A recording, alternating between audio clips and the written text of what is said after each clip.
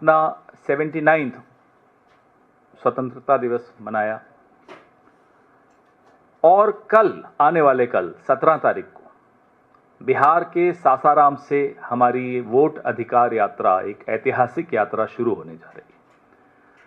आजाद भारत में आजादी से सांस लेना इसीलिए संभव है क्योंकि वोट देना संभव है। अगर हम वोट नहीं दे सके तो हम आजाद भारत में आजाद तरीके से सांस भी नहीं ले सकते। ये संघर्ष जो राहुल गांधी जी ने शुरू किया है, ये इसीलिए किया है कि आजाद भारत में एक एक भारतवासी आजादी से सांस ले सके। जिस ढंग से फर्जी तरीके से वोट जोड़ना, फर्जी तरीके से वोट काटना, भारतीय जनता पार्टी का ये रंगे हाथों पकड़े गए हैं, उनकी चोरी रंगे हाथों पकड़ी गई है। और खास तौर पे बिहार में अगर ये एसआईआर नहीं शुरू किया जाता तो शायद इतना कुछ सामने भी नहीं आता जितना अब सामान्य नागरिक निकाल कर दे रहे हैं। यह स्थिति हो गई कि माननीय सर्वोच्च न्यायालय को भी हस्तक्षेप करना पड़ा और जो हमारी तमाम लोगों की, इंडिया अलायंस के लोग थे, एक्टिविस्ट थे, वोटर रिप्रेजेंटेटिव्स थे, सबकी मांग माननी पड़ी चुनाव आयोग को। लेकिन माननीय सर्वोच्च न्यायालय के हस्तक्षेप के बाद षड्यंत्र सिर्फ वोट छीनने का नहीं था, षड्यंत्र था हमारी आपकी पहचान छीनने का। दलित, वंचित, शोषित, पीड़ित, अल्पसंख्यक, दिहाड़ी मजदूर, इन सब की पहचान छीनने का। आज आप उनका वोट देने का अधिकार छीनोगे, कल सरकारी योजनाओं में उनकी भागीदारी छीन लोगे, उनको अनाज नहीं मिलेगा, उनको घर नहीं मिलेगा, उनको योजनाओं का लाभ नहीं मिलेगा। यह षड्यंत्र बहुत लंबा चौड़ा षड्यंत्र था। न पहचान, न घर, न पता, न लाभ। इस तरह का जो हमला और हमले की साजिश रची जा रही थी इस देश के गरीब वर्ग पर, दलितों पर, पिछड़ों पर, आदिवासियों पर, अल्पसंख्यकों पर, दिहाड़ी मजदूर पर, वो बिहार की जनता ने उसके खिलाफ एक आवाज उठाई। कांग्रेस पार्टी ने आवाज उठाई, इंडिया गठबंधन ने आवाज उठाई और माननीय सर्वोच्च न्यायालय ने वो आवाज सुनी। कल की यात्रा इसलिए ऐतिहासिक है कि हम सब सजग रहें। साजिश करने वाले बाज नहीं आएंगे, वो वोट चुराने की कोशिश करेंगे, वो वोट छीनने की कोशिश करेंगे, वो हमारे और आपके हक छीनने की कोशिश करेंगे। इसलिए सजग रहना प्रत्येक नागरिक का तो कर्तव्य है ही, विपक्ष का बहुत बड़ा कर्तव्य इसमें हो जाता है। हमारी एक छोटी सी प्रेजेंटेशन हम आपको दिखा रहे हैं। नेक्स्ट स्लाइड दिखाइए। अब आपको जो यात्रा, इसमें से कई आप हमारे साथी, मीडिया के साथी यहां से जा रहे हैं, शायद आज ही जा रहे हैं। ये 17 अगस्त से सासाराम से शुरू हो रही है। बिहार की हुंकार, रूट मैप हिंदी में पहले दिखाइए। रोड मैप आपको दिखा रहे हैं पूरा। ये 16 दिन की यात्रा है, 1300 किलोमीटर की यात्रा है। सासाराम से शुरू होगी, पटना में 1 तारीख को एक विशाल रैली में समाप्त होगी। ये आपने देखा, श्री राहुल गांधी, श्री तेजस्वी यादव, हमारे तमाम अलायंस के पार्टनर्स वहां बिहार में शामिल होंगे। रोड मैप दिखाइए। ये आपको अभी इसके बाद, प्रेस वार्ता के बाद भेजा भी जाएगा। आप वैसे जानते हैं इस रोड मैप के बारे में, पहले भी चर्चा हुई है। एक व्यक्ति एक वोट के हक की लड़ाई के लिए यात्रा की जा रही है और कैसे स्वच्छ वोटर लिस्ट रहे, जिसमें उन तमाम लोगों का नाम हो जो वहां के हैं। अब वो दिहाड़ी मजदूर कहीं बाहर चला गया नौकरी करने तो वो वोट देने जरूर जाता, क्योंकि वोट एक पर्व है, त्योहार है। इंग्लिश वाला भी बताइए।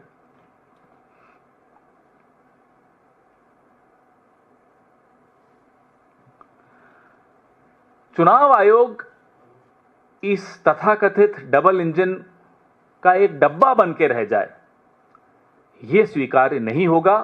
हम इसके खिलाफ पुरजोर संघर्ष कर रहे हैं, करते रहेंगे, सजग रहेंगे। आप सबसे भी आग्रह है कि इस संघर्ष में इस देश का साथ दीजिए। मैं नहीं कह रहा कांग्रेस का साथ दीजिए, इंडिया अलायंस का साथ दीजिए, मैं कह रहा हूं इंडिया का साथ दीजिए। नेक्स्ट एक वीडियो आपको दिखाएंगे।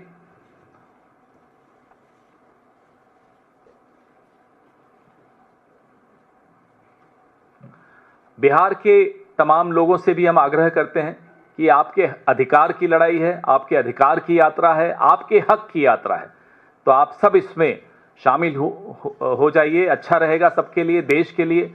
लोकतंत्र को दिशा बिहार ने का एक ऐतिहासिक भूमिका रही है, योगदान रहा है। कैसे लोकतंत्र को दिशा दी है, शुरू से लगाइए। आप ये वीडियो देखिए।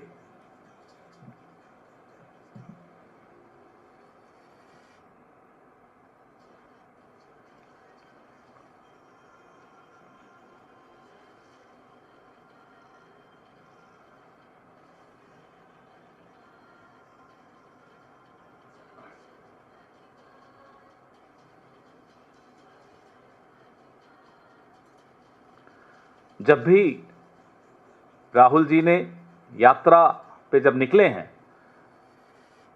इस देश के लोकतंत्र ने करवट ली है। ये फिर एक ऐतिहासिक यात्रा जो कल शुरू होने वाली है, लोकतंत्र करवट लेने वाला है। हम सब के अस्तित्व की लड़ाई के लिए यह यात्रा एक मील का पत्थर साबित होगी। This March will become a milestone in the history of our democracy. Every time Mr. Rahul Gandhi has embarked upon a march like this, democracy has turned a page, a leaf. And such marches always strengthen, enrich our democracy. आपके सवाल।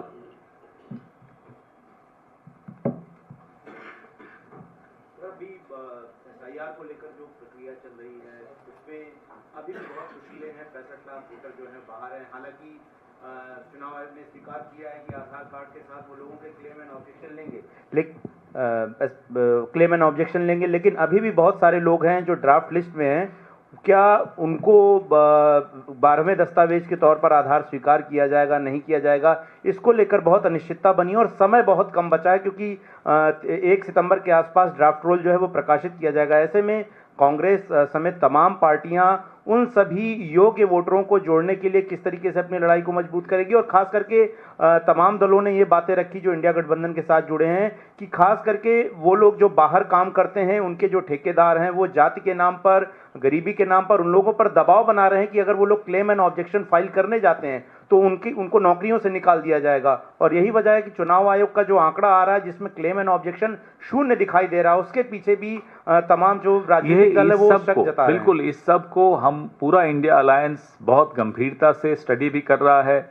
उनके support में जो भी हम कर सकते हैं हम तैयार हैं। ये यात्रा भी इसीलिए निकाली जा रही है कि लोगों में अवेयरनेस आए। और मैं तो चुनाव आयोग के अधिकारियों से भी आग्रह करूंगा, आपकी लंबी नौकरी है, किसी एक राजनीतिक दल के दबाव में इतने भी ना आ जाए कि आपकी नौकरी खराब हो जाए। आपके घर में आपकी अगली पीढ़ी आपको सवालिया दृष्टि से देखे, साहब क्या कर रहे हो आप। लोगों का हक छीनने का किसी को हक नहीं मिलता। तो मुझे लगता है कि जो जो दिक्कतें आ रही हैं, खास तौर पे दिहाड़ी मजदूरों को, उन दिक्कतों का सामना करने के लिए ही इस तरह की यात्रा हम सब मिलकर निकाल रहे हैं। हमारे कार्यकर्ता, हमारे नेता तमाम लोगों से संपर्क में भी हैं, इंडिया गठबंधन के नेता और कार्यकर्ता, ताकि ये तमाम दिक्कतों को दूर किया जा सके। सर, एनसीईआरटी ने इसी मुद्दे पर रहिए पहले, ये महत्वपूर्ण है। आपका वोट छीन जाएगा तो एनसीईआरटी क्या रहेगी, फिर इसके बाद कर लेंगे। यात्रा में पहले जब भी भारत जोड़ो यात्रा जब हुई तब हमने देखा कि जिन जिन राज्यों से वो होके गुजरी थी वहाँ पे प्रोमिनेंट पॉलिटिकल लीडर्स ज्वाइन किए थे। तो क्या बिहार में यात्रा के दौरान अलग अलग राजनीतिक दलों के नेता और खासतौर पे इंडिया गठबंधन के नेताओं की भागीदारी कैसी होगी? बिल्कुल है, क्या आप आएंगे, कुछ तो सरप्राइज एलिमेंट रहने दीजिए, लेकिन तमाम हमारे जो वरिष्ठ नेता इंडिया अलायंस के बिहार से संबंधित हैं वो सब आएंगे, जुड़ेंगे और अपनी बात रखेंगे, लोगों की बात सुनेंगे, जैसा कि आपने भारत जोड़ो यात्रा में देखा। और खास तौर पे वोट के अधिकार को कैसे बचा के रखें, क्योंकि वोट का अधिकार तो पहला हमला है जो छीनने का, उसके बाद आपके जीवन का अधिकार, आपके अस्तित्व का अधिकार, आपकी पहचान, आपके लाभ योजनाओं से जो मिलते हैं वो तमाम पर एक हमला बोला जा रहा है। उसको रोकने के लिए हमारे तमाम नेता संपर्क साधेंगे आम नागरिकों से, वोटरों से, लोगों से। ओवल जी, जो वोट चोरी का आरोप कांग्रेस लगा रही है बीजेपी, क्या इसके लिए कांग्रेस दोषी नहीं है? कांग्रेस एक समय होता था जब परिपाटी थी, वोटर लिस्ट चेक किया करते थे हर बूथ पे। कांग्रेस ने वो परंपरा छोड़ दी, बीजेपी को मौका मिला। अब वोट चोरी का आरोप या वोट अधिकार बचाने की जो यात्रा हो रही है, क्या कांग्रेस की गलतियों की वजह से नहीं जी नहीं, प्रॉब्लम खड़ी हुई है? वोट ठीक सुचारू ढंग से चुनाव की प्रक्रिया हो जाए, ये जिम्मेदारी किसी राजनीतिक दल की नहीं होती, ये चुनाव आयोग की होती है। ये कह देना, मैं समझ गया, ये कह देना कि साहब आपकी जिम्मेदारी, हम अपनी जिम्मेदारी निभा रहे हैं, उसके बावजूद अगर अचानक हेरफेर हो जाए वोटर लिस्ट में। आपने देखा राहुल गांधी जी की 7 अगस्त की प्रेस वार्ता, किस तरह से एक एक पते पर 80 नाम, ये सब जिस तरह से किया जा रहा है, वो कोई राजनीतिक दल उसकी जिम्मेदारी नहीं ले सकता। हमें तो आप प्रिंटेड फॉर्मेट में देते हो लिस्ट, हम मशीन रीडेबल लिस्ट मांग मांग के थक गए, हमें नहीं मिली। जब आप हमें लिस्ट ही नहीं दोगे तो आप क्या उम्मीद करते हो कि हम कैसे आपकी चोरी पकड़ लें? फिर भी हमने पकड़ी। अभी हमने सिर्फ एक विधानसभा क्षेत्र की चोरी पकड़ी, उसमें भी हमें 4 से 6 महीने लगे। अनुराग ठाकुर आए थे उस दिन, 6 लोकसभाओं का आंकड़ा वो कैसे ले आए? फिर आप कहते हैं साहब कांग्रेस अपनी जिम्मेदारी, अरे कांग्रेस जिम्मेदारी तब निभाए जब आप उनको वही हथियार दो जो आपने अनुराग ठाकुर को दिए हैं। हमें दीजिए ना वाराणसी का, हम तो फिर बोल रहे हैं वाराणसी के पूरी वोटर लिस्ट हमें दीजिए, इलेक्ट्रॉनिक वोटर लिस्ट दीजिए जो आपने अनुराग ठाकुर को दी थी, हम बता देंगे आपने कहां कहां चोरी की है, और चोरी होने भी नहीं देंगे। फिर पहले यही आपने चूंकि इंडिया गठबंधन की बात करी, लेकिन अगर इसी SIR के मुद्दे पर भी लाइक माइंडेड दूसरी पार्टियां जो कि इंडिया गठबंधन का हिस्सा नहीं है, स्पेसिफिकली अगर प्रशांत किशोर की बात करें, उन्होंने भी बिहार में लंबी यात्रा निकाली, SIR के मुद्दे पर भी वो मुखर स्वर रख रहे हैं, तो क्या ऐसे लोगों को भी इस यात्रा के जरिए स्पेस दिया जाएगा? भाई आप अपना अपना काम करिए, ये क्या मतलब है कि इस यात्रा के जरिए स्पेस दिया जाएगा? जिसको जो रास्ता अख्तियार करना है वो अख्तियार करे, और कोई आमंत्रण दिया जाता है देश के लोगों के हक के लिए लड़ना है, लड़िए।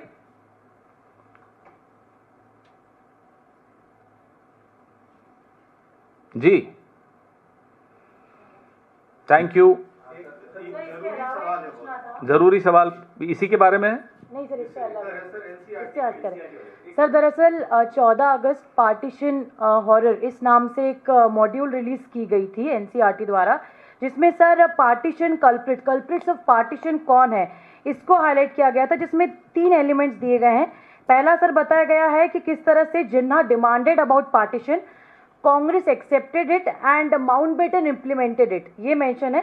साथ ही साथ नेहरू जी का कोट भी दिया गया है, कहा गया है कि partition was bad but necessary to avoid civil war. ये उनके स्पीच 1938 मैंने तो देखा नहीं, इसलिए अगर आप नहीं खोल के रखिए मोबाइल, दिखाइए जरा मुझे क्या 1938 का जिक्र है। देखिए ना 1947, मैं पूछ रहा हूं 1938 डेट है या नहीं है? नहीं है। पार्टीशन के इतिहास में 1938 बहुत महत्वपूर्ण तारीख है। आप पूछिए क्यों है महत्वपूर्ण, तो गुजरात में साबरमती के किनारे हिंदू महासभा का राष्ट्रीय अधिवेशन हुआ था, जिसमें यह स्पष्ट तौर पे कहा गया था कि हिंदू और मुसलमान एक देश में नहीं रह सकते। 1938। आइए आगे 1940, क्या यह है मॉड्यूल में? 1940 में इसी जुगलबंदी को आगे बढ़ाते हुए लाहौर अधिवेशन में, मुस्लिम लीग के लाहौर अधिवेशन में जिन्ना ने यही बात दोहराई थी। 1938 में सबसे पहले हिंदू महासभा ने यह बात रखी थी। 1940 में जिन्ना ने वो बात दोहराई थी। अब आइए 1942 में, मैं दावे के साथ कह सकता हूं कि यह तारीख भी नहीं लिखी होगी, है क्या? 1942 में क्या हुआ था, ये लिखा है। अलायंस की सरकार बनी थी, लिखा है। हिंदू महासभा और मुस्लिम लीग की सरकार बनी थी। जब भारत छोड़ो आंदोलन का आह्वान हुआ, कांग्रेस ने तमाम प्रोविंशियल असेंबली से इस्तीफा दिया सड़क पर उतरने के लिए। उस वक्त हिंदू महासभा और मुस्लिम लीग ने गठजोड़ किया, गठबंधन किया, सरकारें बनाई, एनडब्ल्यूएफपी में, बंगाल में, सिंध में, और सिंध असेंबली में पार्टीशन का प्रस्ताव पारित हुआ। गठबंधन की सरकार थी, हिंदू महासभा और मुस्लिम लीग की। लिखा है क्या उस मॉड्यूल में, एनसीईआरटी में? आग लगा दीजिए इस किताब को अगर यह सब नहीं लिखा है तो। यह है हकीकत। यह हिंदू महासभा और मुस्लिम लीग की जुगलबंदी से पार्टीशन हुआ है। इतिहास के अगर सबसे बड़े विलेन कोई हैं तो राष्ट्रीय स्वयंसेवक संघ है। पीढ़ियां उनको माफ नहीं करेंगी जो उनका योगदान रहा है। मुखबिरी करते हुए उन्होंने अपने 25 साल उस वक्त के गुजारे, और उस मुखबिरी में जुगलबंदी और की मुस्लिम लीग के साथ, जिन्ना के साथ। गए थे अडवाणी जी जिन्ना की मजार पर सजदा करने, शुक्रिया अदा करने। इसलिए जिस तरह से संस्थाओं में ये हस्तक्षेप करके इतिहास को तोड़ मरोड़ रहे हैं, हम कोई चुप बैठने वाले हैं? क्या ये इतिहास के पन्ने हटा सकते हैं, ये वाले 1938 वाले, 1940 वाले, 1942 वाले? जी सर, एक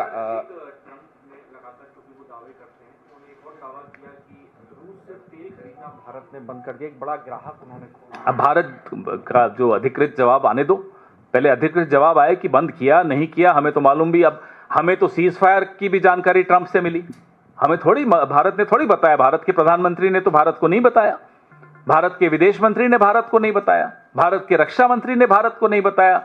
डोनाल्ड ट्रंप हमें आकर बता रहे हैं कि भाई सीज फायर हो गया। हम गूगल करके देख रहे हैं कि हमारा प्रधानमंत्री कोई डोनाल्ड ट्रंप तो नहीं बन गया, मालूम पड़ा नहीं बना।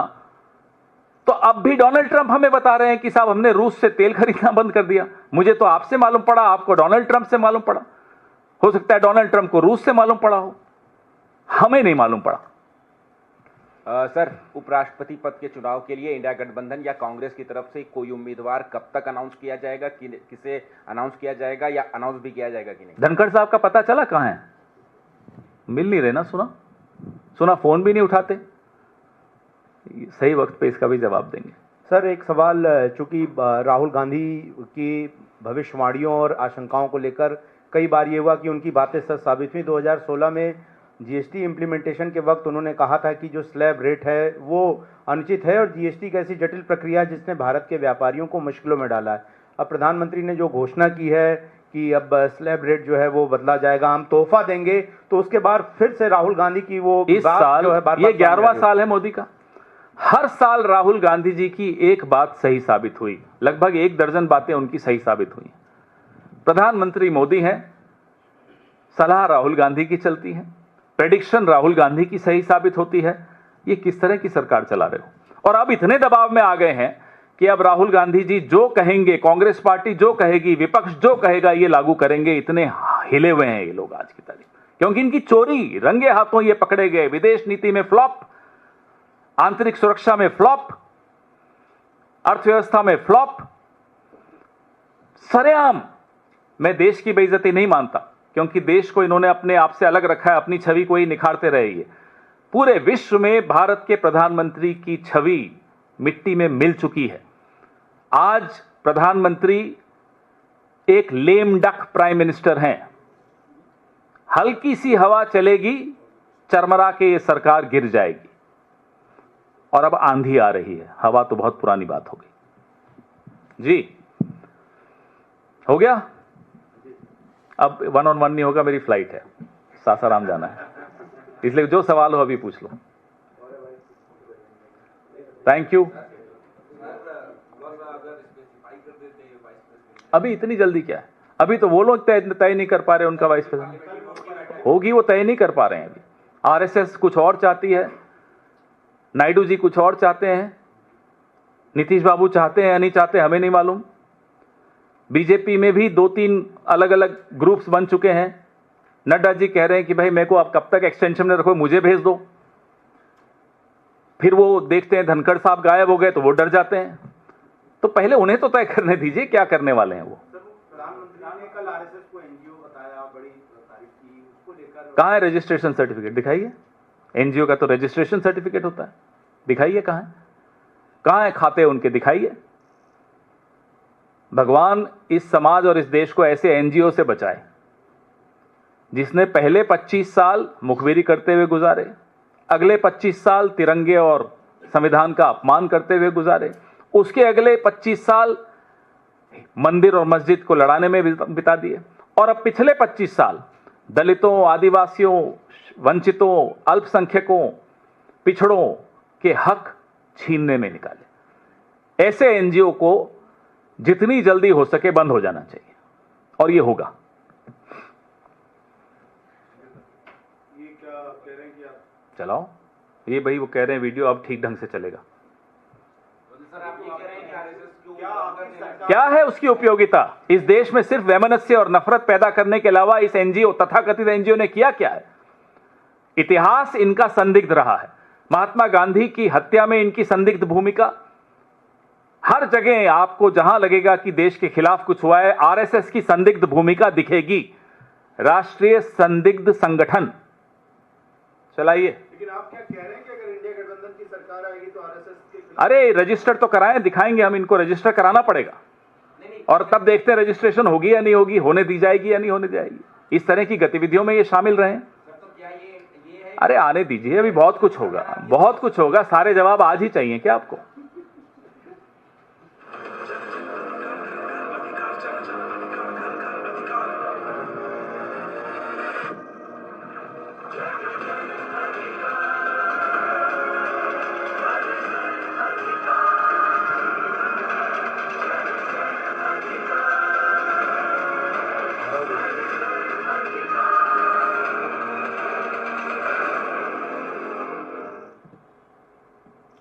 धन्यवाद।